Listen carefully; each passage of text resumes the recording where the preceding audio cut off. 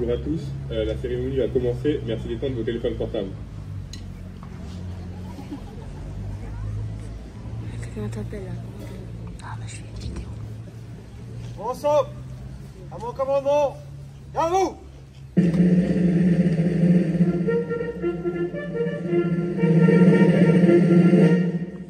Attention pour les couleurs. Envoyez.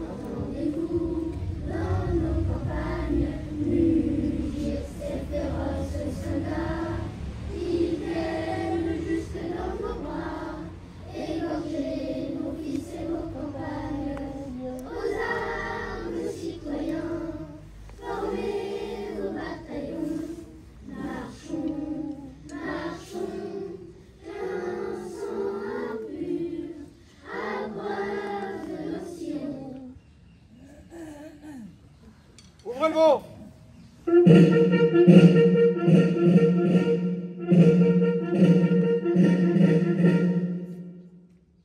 Dépôt de gerbe de monsieur le sénateur.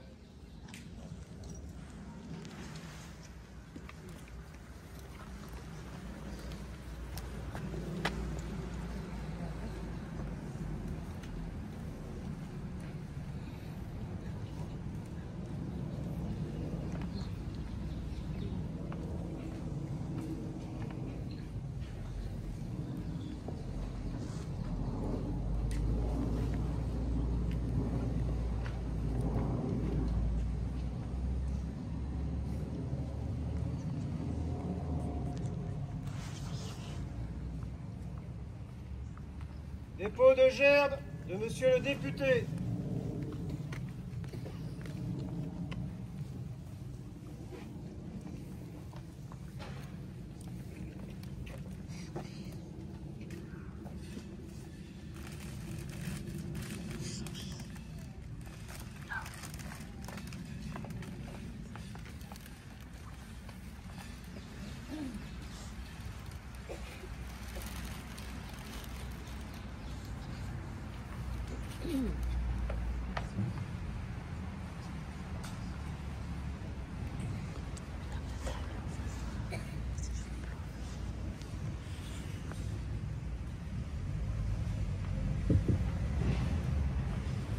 Dépôt de gerbe de la municipalité.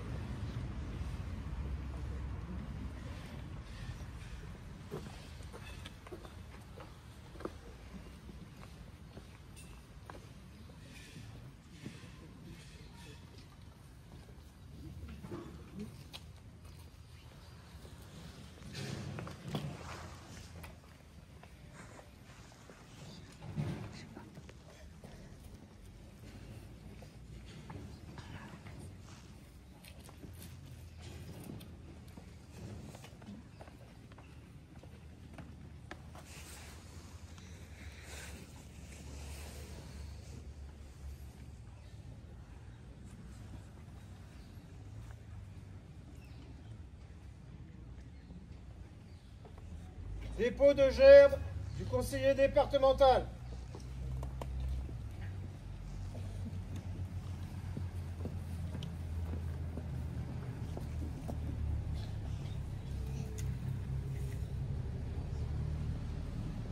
Elles sont belles les fleurs.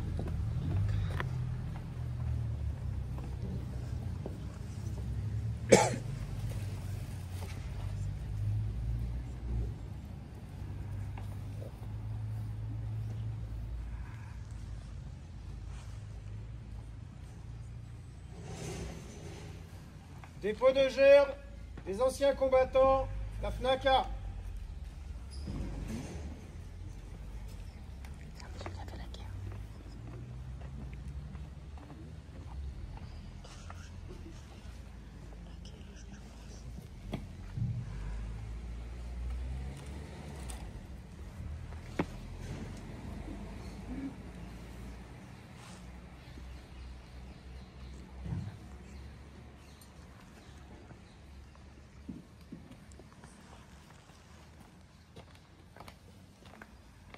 Appel des morts pour la France.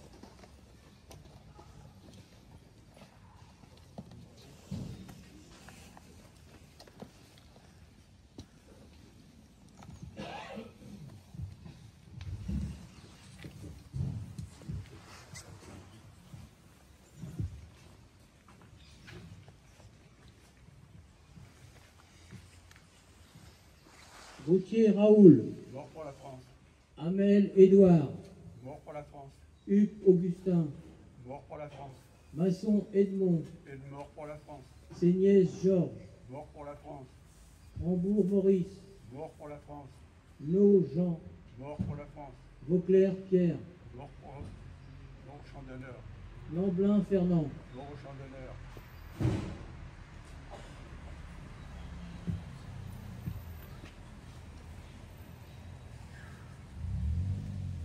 Caille Léon. Mort au champ d'honneur. Delaveau Adrien. Mort au champ d'honneur. Delaveau Adolphe. Mort au champ d'honneur. Maître Georges. Mort au champ d'honneur. Parouet Albert. Parquet Albert. Mort au champ d'honneur. Peufly Alfred. Mort au champ d'honneur. Juste Léon. Mort au champ d'honneur. Pou Eugène. Mort au champ d'honneur. Cercey Fernand. Mort au champ d'honneur.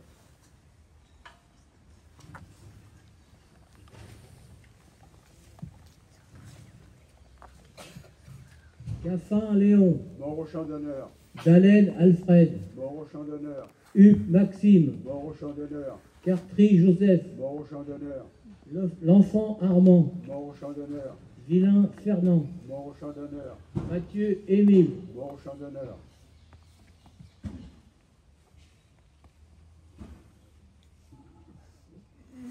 Aux morts.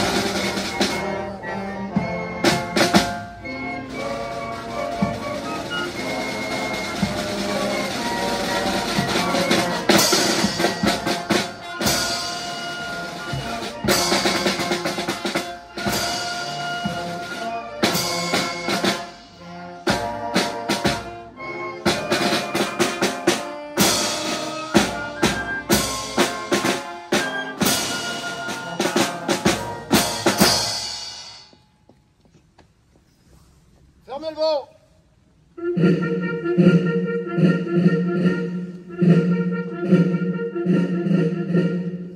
Repos. Gardez vous.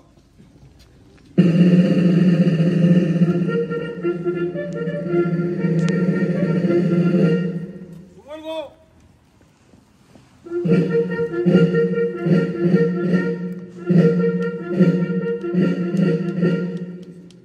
Allocution de Monsieur le maire.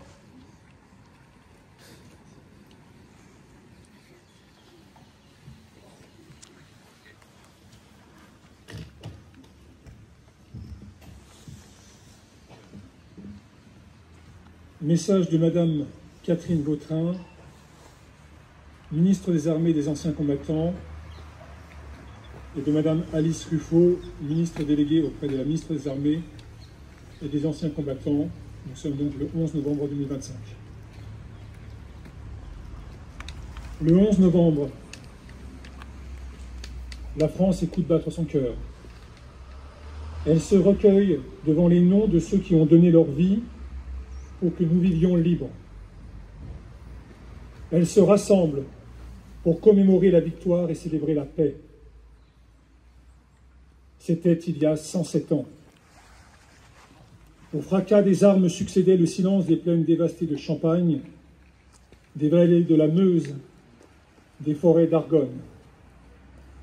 Ce silence portait le poids immense de ceux qui étaient morts durant 4 années dans les grandes batailles, couchés dessus le sol ou ensevelis sous la boue.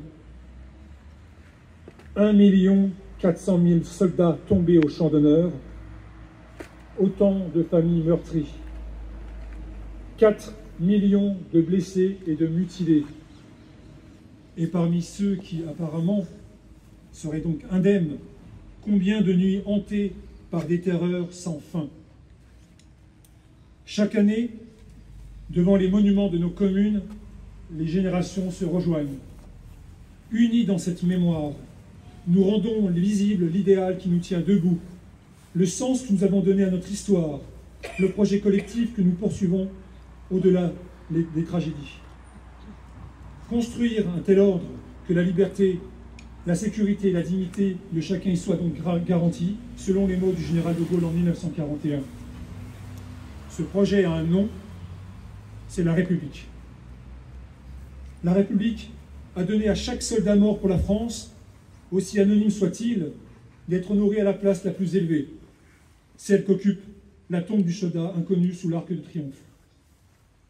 En lui s'incarne le sacrifice de tous les morts pour la France, d'hier et aujourd'hui, jusqu'à ceux qui, loin de chez eux, sont tombés en Indochine, en Algérie, dans les Balkans, en Afrique, en Afghanistan, au Levant.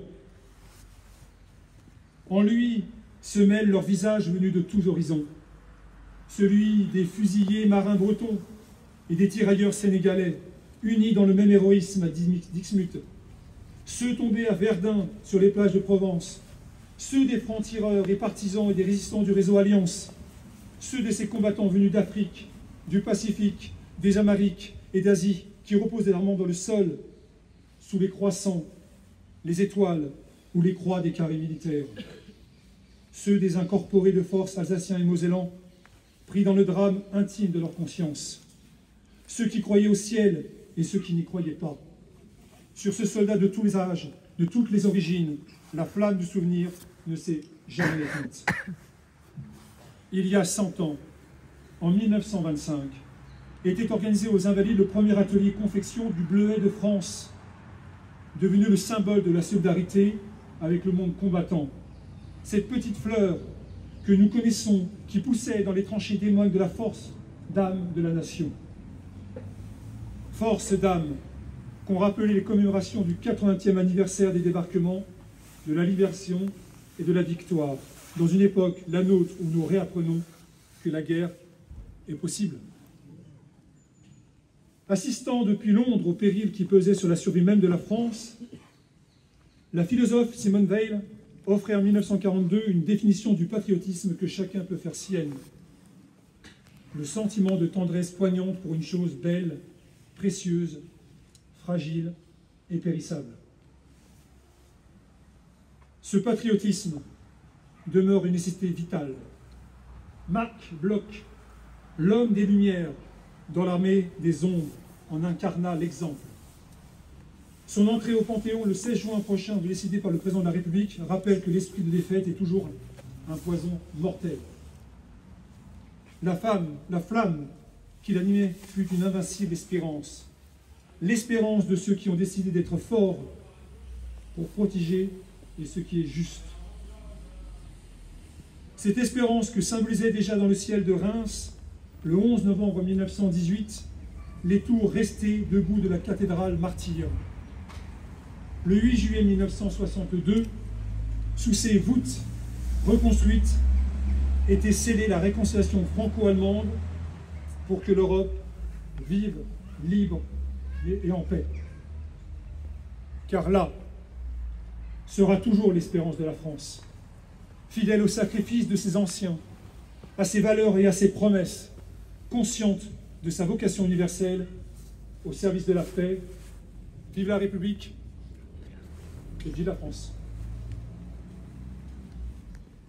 Fermez le vent.